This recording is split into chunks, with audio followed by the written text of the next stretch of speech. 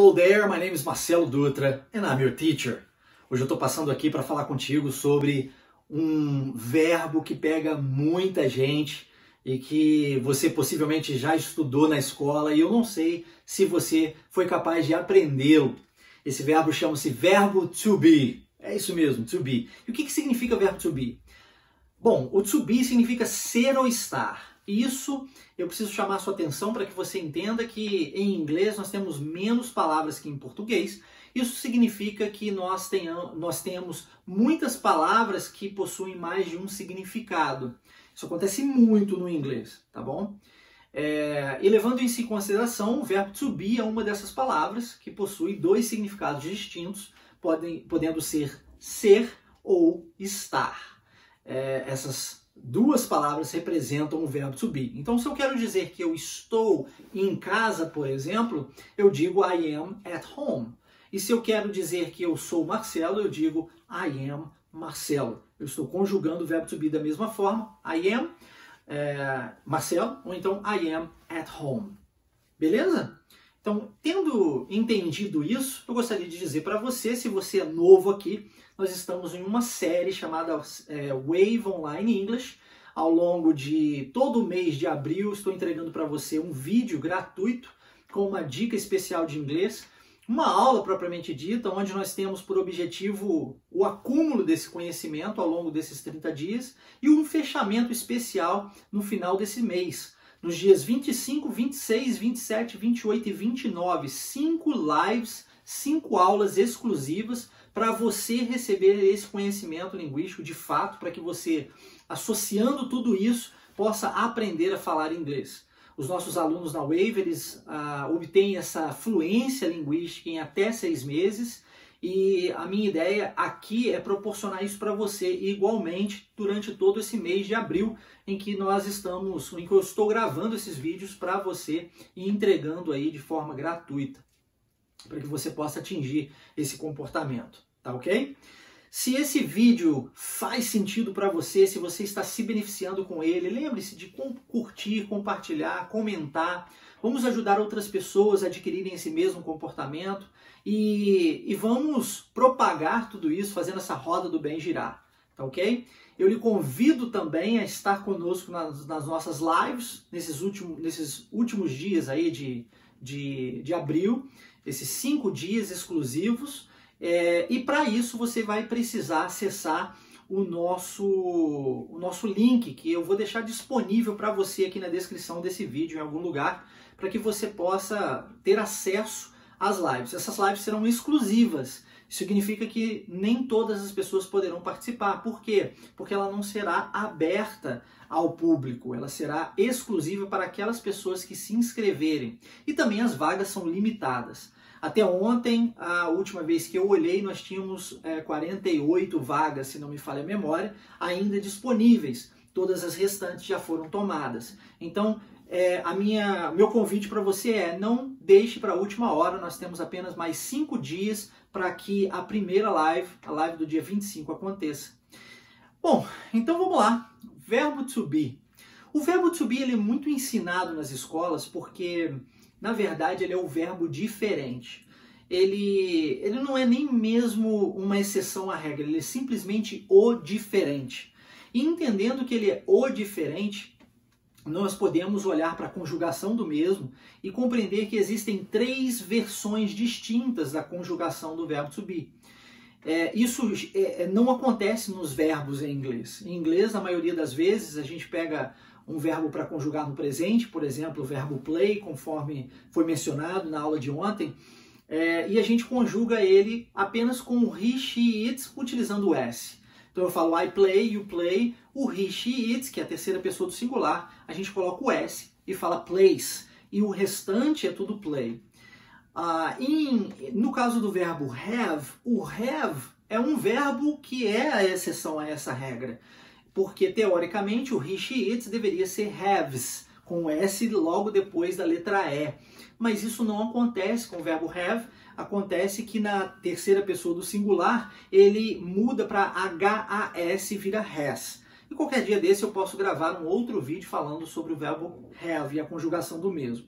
Mas só para você entender que o verbo to be ele não é uma exceção. Na verdade, o verbo to be ele é o diferente. E por esse motivo as pessoas costumam valorizá-lo mais. Agora, um outro ponto que precisa ser levado em consideração aqui é, como eu disse anteriormente, língua é acumulativa, um processo acumulativo. Você coloca um tijolinho, depois outro tijolinho, depois outro tijolinho, e assim você vai subindo, galgando o seu conhecimento.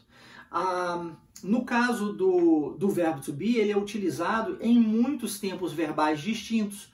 Então, aprendê-lo também faz total diferença na hora de você conjugar outros tempos verbais. Por exemplo, hoje nós falaremos sobre presente, mas existe o present continuous, que é a forma de você falar de algo que está acontecendo no momento. Porque eu não sei se você reparou, mas o presente não é utilizado para o presente. O presente é utilizado para ações habituais, nas quais nós fazemos com frequência. E quando nós queremos falar do presente, a gente usa um negócio chamado, em inglês também, em português é a mesma coisa, present continuous, que é para dizer eu estou falando agora, eu estou gravando um vídeo agora. Esse ando, indo, cantando, dançando, sorrindo, ele é dessa forma de continuidade que remete ao momento vivido, agora.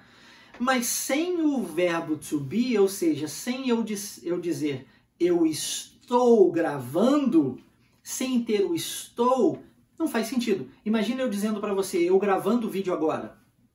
Fica sem sentido, não fica? Então o verbo to be é necessário nesse caso, mas ele é necessário em vários outros verbos, vários outros tempos verbais. Então, como ele é diferente e como ele é muito utilizado em vários outros tempos verbais, faz-se necessário o estudo do mesmo e uma ênfase especial a ele. E é por esse motivo que eu estou aqui hoje para falar de verbo to be com você. Não, eu não vou para o quadro gravar verbo to be, conjugação de verbo to be, ou to, ele, nós, vós, eles. Não faço isso, nós não fazemos, nossos professores na Wave não fazem isso, porque nós entendemos que a forma mais simples de se aprender gramática do inglês é praticando.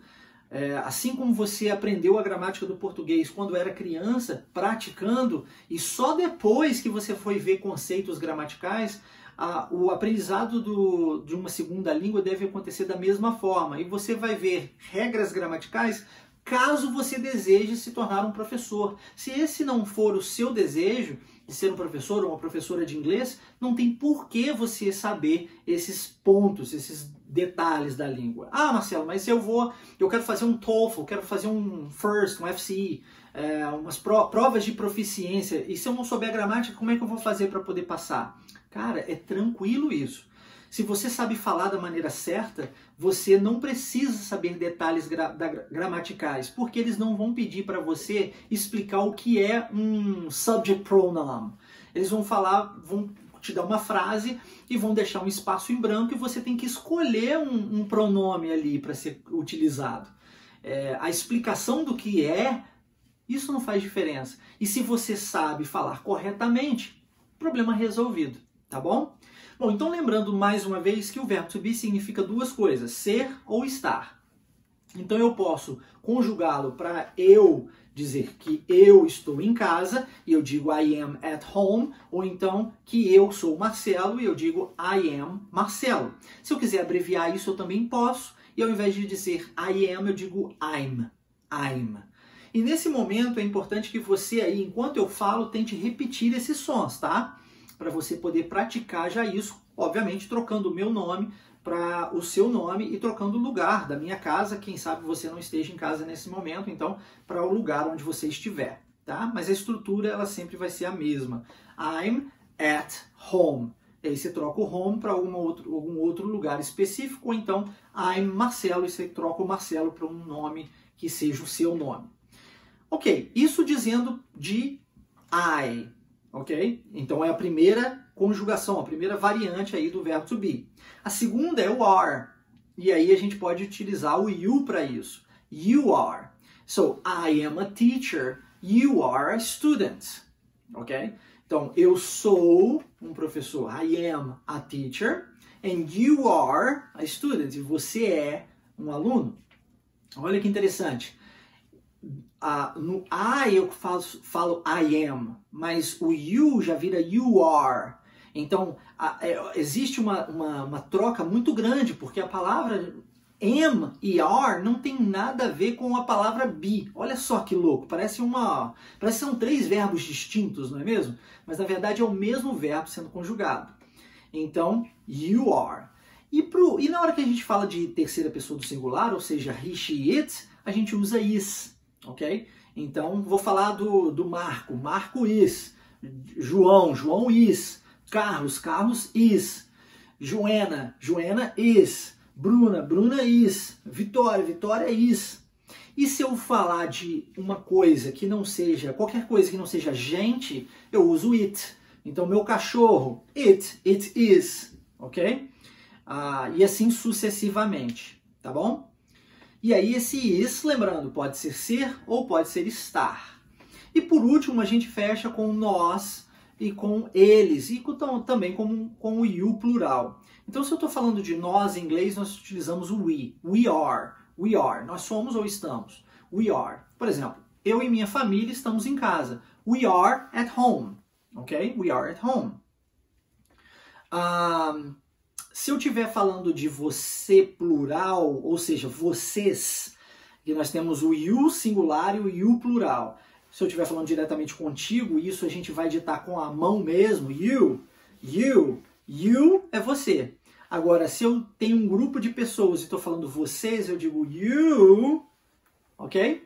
E aí, you are também é a conjugação. E por último, a gente fecha com they. They é o mesmo que eles.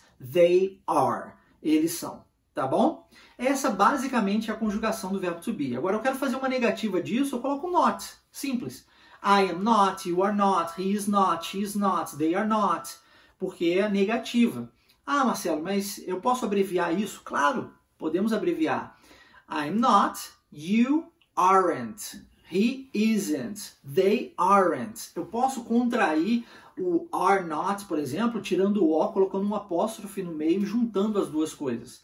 Aren't. Posso contrair o is not, tirando colocando, por exemplo, tirando o O novamente, colocando o apóstrofe, juntando as duas coisas. Isn't.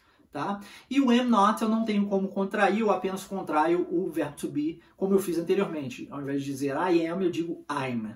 Tá bom? E para fecharmos, pergunta. Como é que eu faço uma pergunta com o verbo to be? Simples. Ele é um verbo chamado verbo modal. Você não precisa guardar isso, mas eu estou dando apenas uma explicação para você. Na psicologia nós chamamos isso de psicoeducação.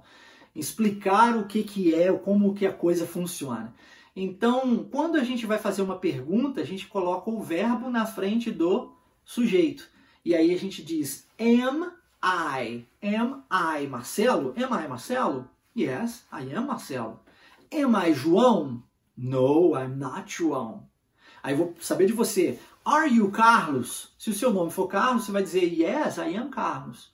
Se o seu nome não for Carlos, você vai dizer, no, I'm not Carlos. Are you Bruna? And you say, se o seu nome for Bruna, você diz, yes, I am Bruna. Se não for, no, I'm not Bruna. Percebe? E a mesma coisa vai acontecer com todos os sujeitos. Eu apenas vou pegar o verbo e colocar na frente. Só isso. É muito, muito fácil. Muito, muito simples. E por que a gramática do inglês é tão simples? Nós não precisamos ficar agarrados nela. E eu sei que talvez você tenha estudado 3 anos de verbo to be na escola e não tenha aprendido, mas aqui em um vídeo super curto você, acredito eu, foi capaz de entender o verbo to be, compreender perfeitamente como ele funciona e agora é só praticar para que você possa reter essa informação. Espero ter sido útil a você de alguma forma. Nós nos vemos amanhã novamente em mais um vídeo da nossa série Wave Online English e eu aguardo você e a sua inscrição para participar conosco das nossas lives, a primeira delas acontecendo no dia 25 de abril. Um forte abraço e até. Take care. Bye bye.